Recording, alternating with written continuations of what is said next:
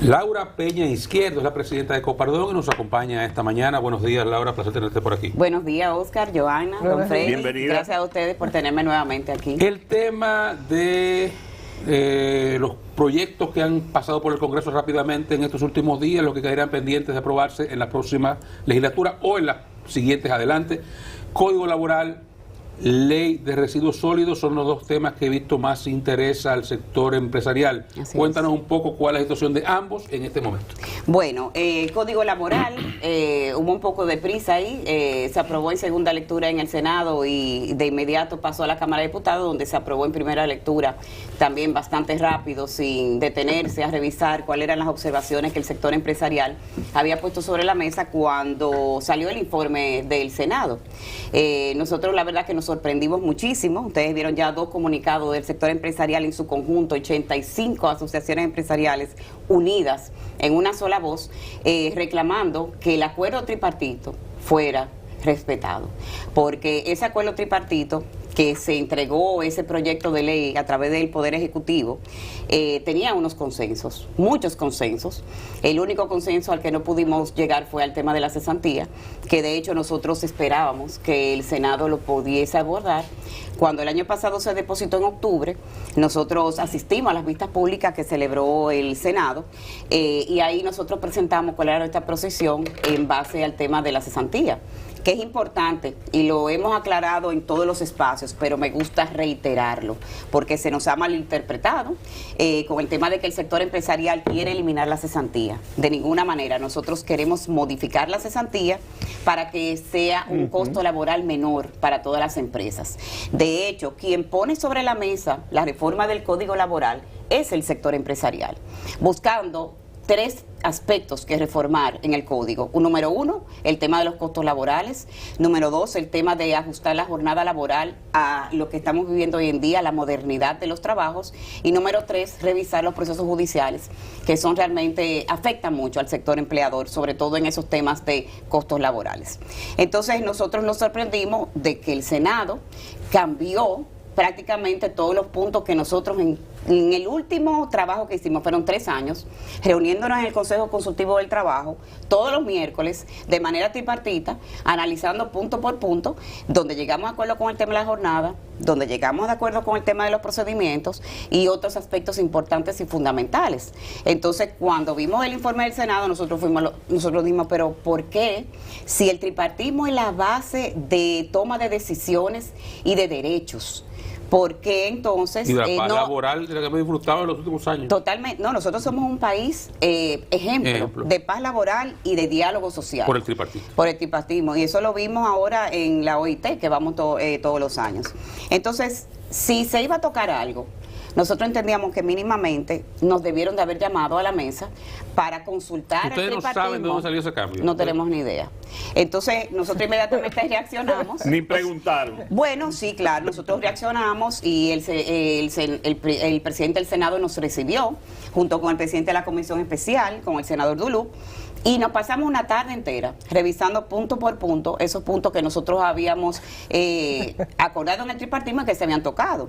Entonces ellos nos comentaron que así como nos recibieron a nosotros en vista pública, habían recibido también asociaciones de abogados, a diferentes entidades que también tenían derecho de opinar y que algunas de esas cosas se habían variado.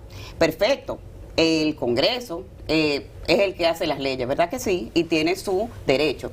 Pero como ya ellos habían recibido una ley que se había consensuado, lo mínimo que nosotros esperábamos era que nos llamaran para que pudiéramos consensuar lo que ellos querían cambiar.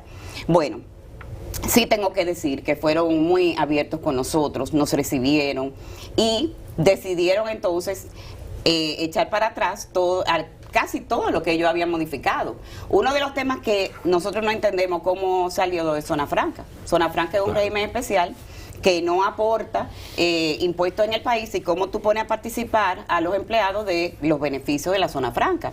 Tú estás tú no realmente localmente. No compiten aquí. Entonces, eso no entendemos de dónde salió eso y ellos incluso dijeron que había sido un error, pero de hecho pasó a la Cámara de Diputados igual.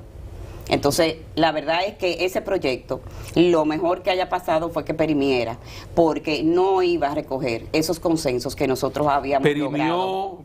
¿Para usted fue una sorpresa o ustedes ya esperaban que perimiera sobre la base de que se va a retomar el trabajo y dónde se retomará el trabajo. Nosotros el jueves sacamos otra vez un nuevo comunicado de las 85 asociaciones empresariales encabezadas por el CONEP, a la cual Copardón pertenece también, abogando porque perimiera, porque no veíamos las condiciones de que tan apresuradamente se quisiera aprobar el Código Laboral cuando el mismo sector sindical también había reconocido que había errores. Sí. O sea, no era el sector empresarial únicamente que reclamaba que nos sentáramos nuevamente en una comisión a analizar el tema del Código Laboral. Entonces, yo le digo a ustedes, si ya nosotros tenemos ese proceso con más de 13 años, porque empezamos en el 2013 con un decreto del presidente Danilo Medina, creando una comisión tripartita, porque esto siempre ha sido una conversación y diálogo tripartito. Entonces, ¿por qué entonces llevarlo tan a la carrera cuando es tan importante que estemos de acuerdo? ¿Dónde regresa? ¿A la comisión, una comisión del Congreso, o regresa a las mesas de trabajo del Ministerio de Trabajo? Según las declaraciones del presidente de la Cámara de Diputados,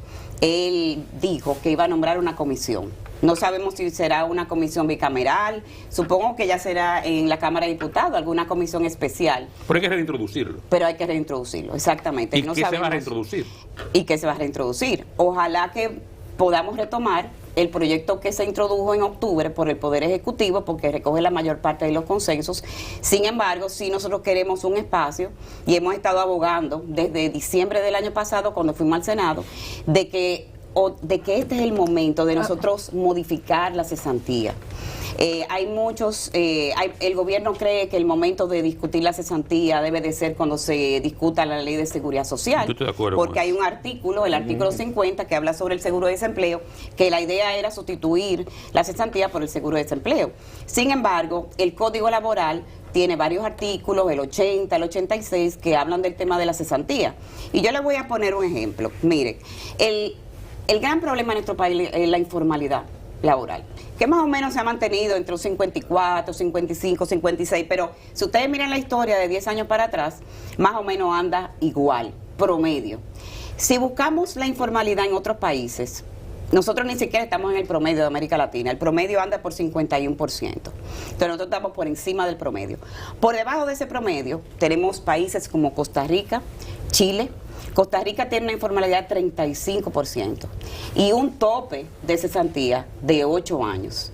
Chile tiene una informalidad de 25% y un tope en la cesantía de 11 años. Entonces, no es casualidad que países que han decidido topar la cesantía tengan una menor informalidad. No es el único elemento. No es el Hay único. otros. Hay muchos otros, claro que sí. Pero Chile, por ejemplo, tiene una estructura tributaria de otra naturaleza. Claro. Que si tú eres informal, los negocios es... Eso es así. Y precisamente nosotros hicimos un estudio junto con la OIT, que los dos aspectos que salieron a relucir en el estudio, que frenaban la formalidad, era el tema de los impuestos y el tema de las prestaciones laborales. Ahí están los dos elementos. Los costos en realidad. Entonces, ¿qué nosotros decidimos? Vamos a poner sobre la mesa un menú de opciones, porque nosotros no estamos cerrados. Incluso nosotros le dijimos al sector sindical, pongan ustedes sobre la mesa alguna opción que nos ayude a reducir costos. O sea, nosotros no estamos cerrados a escuchar opciones. Entonces nosotros pusimos sobre la mesa el tema de topar la cesantía. Hablamos de 10 años para el cálculo de la cesantía, tomando 10 salarios mínimos. Hablamos de toparla a 6 años. También hablamos de incrementar el periodo de prueba de 3 meses a 6 meses. Eso ayudaría a empleo juvenil, porque hay muchas empresas que dicen que 3 meses es muy poco tiempo para tú formar y ver si una persona es apta para una posición. De hecho, hay muchos países que manejan 4 o 5 o 6 meses para periodo de prueba. Eso estaba sobre la mesa. Hicimos una consulta también para ver si era posible de que se reconozca una parte del pasivo laboral como gasto, como deducible de impuestos. Eso no afecta al sector sindical de ninguna manera, y el sacrificio es del gobierno. Y es racional. Y es un sacrificio menor. Eso lo pusimos sobre la mesa, le entregamos el estudio al Ministerio de Trabajo para que lo pusiera como una forma de que nos ayudara al sector empresarial a crear empleo. E incluso el tema del seguro de desempleo también estuvo sobre la mesa. Perdón, déjame, sí. Y la última opción, que también es una opción muy buena, es que las cesantías se calculen en base al último salario del último año. Entonces, hay personas que han pasado 10, 15, 20 años en una empresa. Una propuesta es calcular la cesantía en base al salario promedio que esa persona generó en esa empresa, y es una manera más justa de ejercer el tema de la cesantía. Ahora, la posición de discutir cualquier reforma de la cesantía en el marco de una revisión de la Ley de Seguridad Social es también racional sobre la base de lo siguiente. Ahora mismo estamos hablando de un sistema de pensiones que incluso el superintendente de pensiones está última semana hablando, y habla de que no habrá buenas pensiones hasta que no aumente el ahorro. Por ejemplo, estamos hablando de tasas de reemplazo hoy proyectadas de 35-40%, no más de ahí. O sea, son pensiones de miseria que va a recibir la gente. Eso es. Entonces, si no hay una mejora de eso, plantear una revisión de la cesantía sola luce también un poco, digamos, poco justo para el trabajador. Pero déjame explicarte algo, Oscar. Yo estoy de acuerdo con lo que tú planteas. Yo simplemente digo, vamos a discutir lo otro. ¿Tú sabes cuál es el problema? Vamos a revisar la cápita, por ejemplo. ¿Tú sabes cuál es el problema de esa tasa de reemplazo, de un 35 a un 40? Es la informalidad. Tú tienes una cantidad de empleados que entran y salen de lo formal a lo informal. Cuando están en el sector informal no cotizan. No cotizan. Entonces eso hace que su pensión disminuya. Es una parte del problema. Entonces por eso es que nosotros decimos, vamos a discutir el tema de los costos laborales ahora, antes de la Ley de Seguridad Social, porque miren, hay un tema muy nodal en esta revisión. El artículo 86. Muchos abogados han hablado de la reforma del artículo 86, esto no toca la cesantía. El artículo 86 establece que cuando nosotros desahuciamos a un empleado, tenemos 10 días para entregarle sus prestaciones laborales. Si la empresa falla en entregar en esos 10 días, tiene un AS-30, tiene una multa que es un día de salario por cada día de retardo. Eso es indefinido en el tiempo, igual que la cesantía. Eso es verdad. Entonces, ¿qué pasa? Que los abogados se aprovechan de eso. ¿Y qué hacen? Dejan que los casos pasen 2 o 3 años, caminen, y lo que eran unas prestaciones de 200,000 pesos se convierten en millones de pesos. Sí. Porque los abogados saben y manejan eso. Y eso casi es un negocio que ellos tienen. Claro. Entonces, la dimisión y el despido tienen una multa que termina a los 6 meses, o sea, tiene un tope. Y nosotros lo que decimos, vamos a ser coherentes y vamos a ponerle a las 30, que es la 86, un tope de 6 meses, igual que tienen las demás formas. Y más de 10 días también, porque hay empresas que 10 días es difícil, pero una empresa grande no hay problema. Claro, pero una empresa pequeña que decide desahuciar a un empleado, y además muchas veces la empresa decide hasta quedarse con el empleado, aún el empleado fallando en sus funciones, porque no tienen el dinero para pagarle la cesantía. Laura, un café de Santo Domingo. Ay, gracias, gracias. Mire, Laura, circula la versión en los medios de que el gobierno está haciendo esfuerzos por retomar el tema de la reforma fiscal. Y el primer paso que ha dado en esa dirección ha sido la designación de un nuevo ministro de Hacienda, y que está tocando puertas en los sectores empresariales. ¿Ha tocado la de ustedes? No, a nosotros no ha llegado esa ni propuesta, ni nos han llamado a reunión, no tenemos conocimiento de que vaya a haber una reforma fiscal. Pero eso es lo que dice públicamente. Sí, la verdad es mentira, se han juntado. No, señores, por favor. Vamos a terminar la reforma del Código Laboral y vamos a después entonces... ¿Y la ley de residuos sólidos? Sí, esa tiene problemas. Nosotros estuvimos Ecorred, que es la asociación que reúne a todas las asociaciones empresariales que trata estos temas, tiene unos puntos importantes ahí que reconoce que la base del cálculo para pagar ese impuesto sería el ingreso bruto de la empresa. Y eso realmente es muy lesivo, sobre todo para las MIPYMES. Es importante que eso se revise, porque yo lo que digo, si tú quieres incentivar a que las empresas no produzcan residuos, entonces tú tienes que cobrarle un impuesto en base a la cantidad de residuos que produce.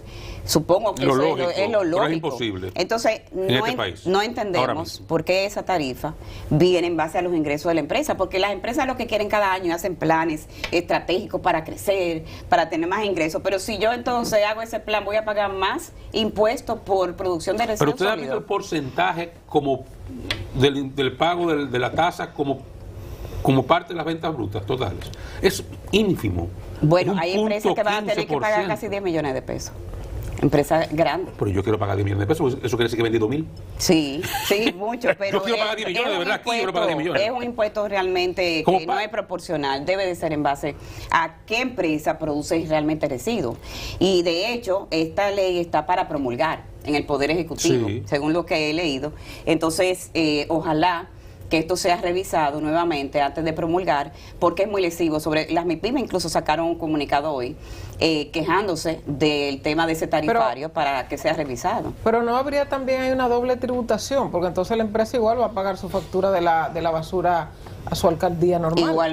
Igualmente. O sea, es una tributación realmente lesiva para las empresas. De hecho, cuando nosotros vimos eso, cuando pagamos los impuestos y vi la cantidad de dinero que estamos pagando, cuando casi no producimos esos residuos, realmente hay que revisarlo. E incluso hay un tema también que hay que revisar porque parece que desincentiva esa economía circular que se ve incentivado con la ley anterior.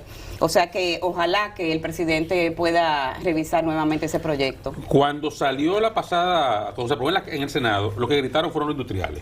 Sí. Ahora gritan las pymes. Las pymes. Al final nadie quiere pagar mucho. Nadie quiere Pero pagar repito, mucho. si te vas al porcentaje, no al número, al porcentaje de las ventas brutas que la tasa afecta, es muy poco. Es muy poco. Y el tema de la basura aquí es un problema muy serio. Sí, pero, pero hay que revisar ese tarifario. Y nadie quiere pagarlo. Nadie quiere pagar. Sí, pero debe de ser en base a lo que se produce. Bueno, entonces resumen, Laura, ustedes no conocen si el proyecto de reforma laboral va de nuevo a la mesa del Ministerio de Trabajo o se queda en el Congreso. No, lo que entiendo es que va a haber una comisión en el Congreso. Eso es lo que me parece, según las declaraciones del presidente de la Cámara de Diputados. Nosotros el Ejecutivo no ha tenido ninguna participación hasta ahora en esto. No, hasta ahora no. Ojalá que nos llamen. Él en las declaraciones dijo, me acuerdo ahora que lo vi el sábado, que él le decía a los diputados con el que estaba reunido que convoquen a las partes, que convoquen al sector empresarial, que convoquen a los trabajadores y al gobierno para que nueva vez nos sentemos en la mesa del diálogo a revisar todos estos puntos. Bueno, muchísimas gracias, Laura. Gracias a ustedes. Laura Peña Izquierdo, presidenta de Copardón, ha estado con nosotros la mañana de hoy. Gracias a ustedes por habernos acompañado este inicio de semana, este lunes, mañana martes a partir de las 5, nuevamente por Color Visión hoy mismo.